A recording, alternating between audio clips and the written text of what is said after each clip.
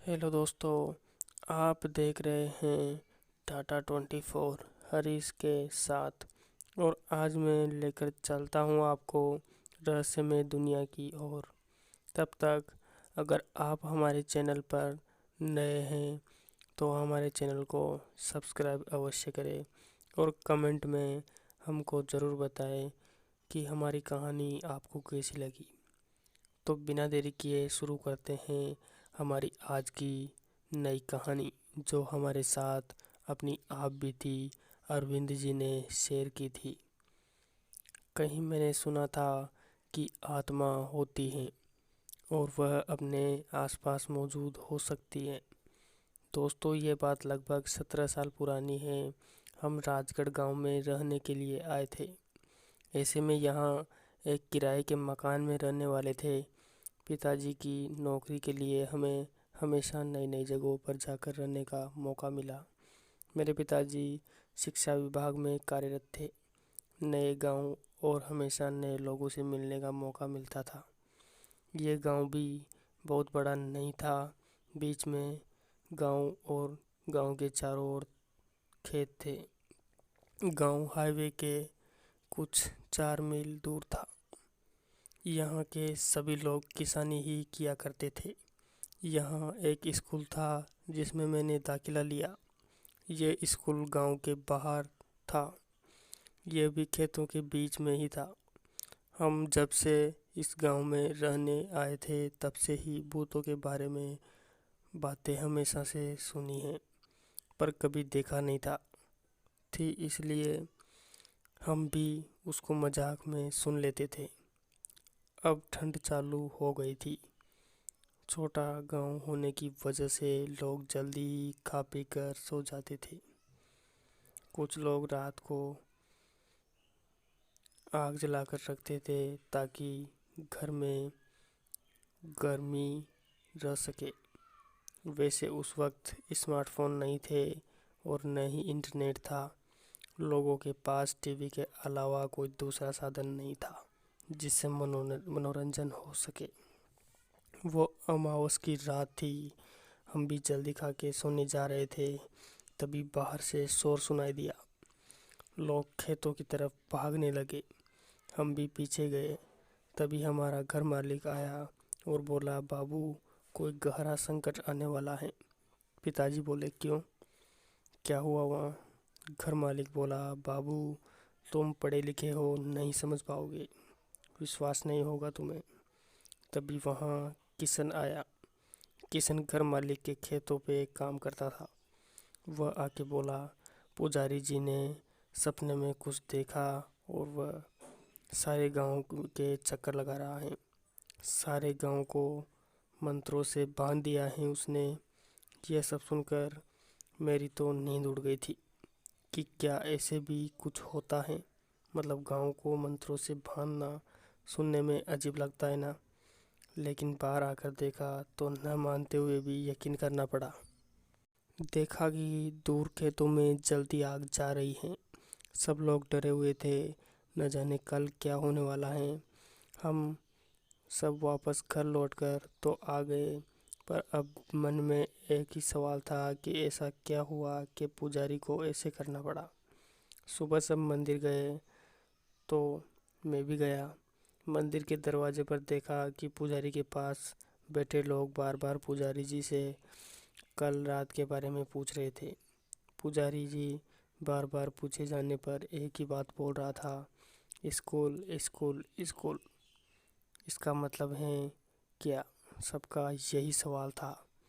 अभी लग रहा था कि पुजारी अब नहीं बचेगा। डॉक्टर को बुलाने कोई गया था। डॉक्टर आया तब तक बहुत देर हो चुकी थी। पुजारी नहीं रहा। उसका कोई सगा तो नहीं था, इसलिए कोई उसे देखने आने वाला नहीं था।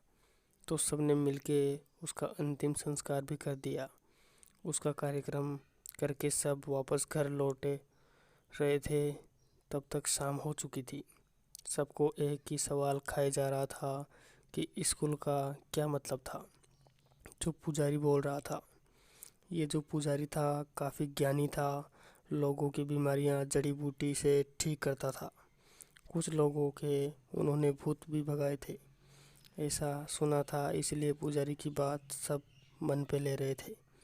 उसने जो किया था गांव के भले के लिए ही किया था। फिर दिन बीतते गए और पुरानी बातें सब भूल कर अपने कामों में लग गए। गर्मी के दिन थे। शाम को स्कूल में सब लोगों की पार्टी थी। मेरे पिताजी भी जाने वाले थे। मैं उनके साथ गया था ड्राइवर बन के। हाँ, पिताजी की बाइक मैं ही चलाता था, उनको चलानी नहीं आती थी। तो कहीं जाना होता तो मुझे साथ ले जाते थे। रात बहुत हो चुकी थी। हम सब खाना खा के वहाँ से निकले। चलते चलते किसी ने पुजारी की बात छेड़ दी। सब ने उसको हंसी में टालते हुए और खाने की तारीफ करते हुए अपने घरों की ओर चल दिए। सुबह जल्दी उठना था स्कूल के लिए, सो मैं जल्दी सो गया। सुबह उठे तो और हल्ला था। कल जिसने हम सब के लिए खाना बनाया वो आदमी रात को अपने सामान के साथ स्कूल में सो गया था। वो मर गया। हमको लगा कि स्कूल में ही होगा, पर उसकी लाश उसके घर के छत पे मिली। वो वहाँ कैसे पहुँचा पता नहीं। पुलिस आई। खोजबीन करने के बाद सब चले गए। इधर स्कूल में मेन गेट के नीचे वाली सीढ़ियों पे खून से लकीर खींची हुई थी। किसी ने जानबूझ के किया होगा, ऐसे लोग बोल रहे थे। पर वो खाना बनाने वाला कैसे मरा था, ये बात इतने साल बीतने के बाद भी अभी भी एक राज ही है। इस बात को कई साल बीत गए। एक रोज़ हम शहर गए थे। मेरे छोटे भाई की तबीयत कुछ ठीक नहीं थी। बस स्टॉप पे रात को आखिरी बस आके रुक गई। हम लोग वहाँ उतरकर कुछ 4 मील पैदल चलने वाले थे। वैसे ये कोई पहली बार नहीं था। हम पहले भी यहाँ उतरकर गांव तक पैदल जा चुके थे। पर आज बारिश हो रही थी, बिजली नहीं थी। यहाँ बिजली जाना बहुत ही आम बात थी। पिताजी ने छोटी टॉर्च सामने पकड़कर मुझे मेरी माँ को चलने को कहा। हम सब पिताजी के पीछे चल रहे थे। उस दिन अमावस की रात थी और मुझे याद है जब पुजारी मरा था वो भी अमावस की ही रात थी। कहते हैं कि अगर अमावस की रात और भूत की कुछ घड़ियों का बहुत गहरा संबंध होता है। इसी में भूत पिशाच बहुत ताकतवर होते हैं। अपनी अधूरी इच्छा को पूर्ण करने के लिए वो निकल जाते हैं और उनके रास्ते में जो उनके सामने आता है वो उसे नुकसान पहुंचाते हैं। लेकिन ये सब बातें सुनी सुनाई हैं। मेरी दादी भी ऐसी हम सबको कहानियाँ सुनाती थी। तो अंधेरे में रास्ता निकालते हुए हम आगे बढ़ रहे थे।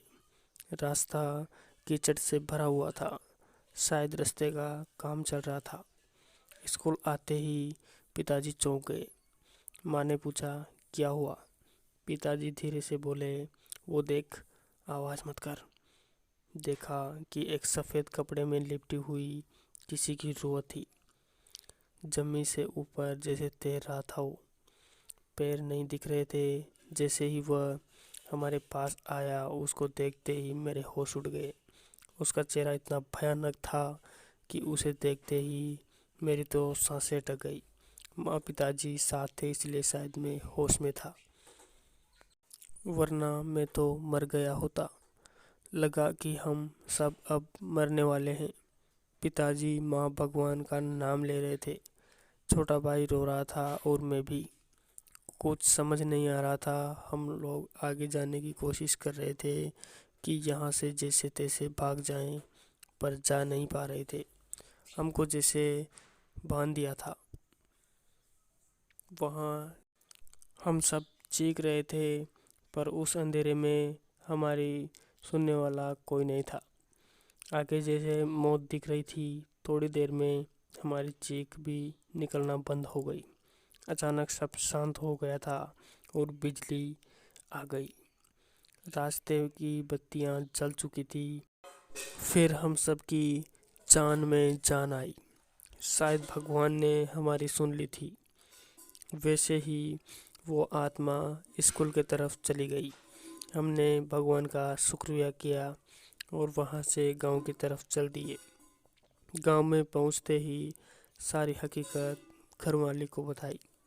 लोग भी काफ़ी जमा हो गए थे। शायद हमारी मौत नहीं आई थी, इसलिए हम सब बच गए थे। हम सब ने अपनी आंखें से मौत को बहुत ही करीब से देखा था। वो रात हम जब भी याद करते हैं तो रोंगटे खड़े हो जाते हैं।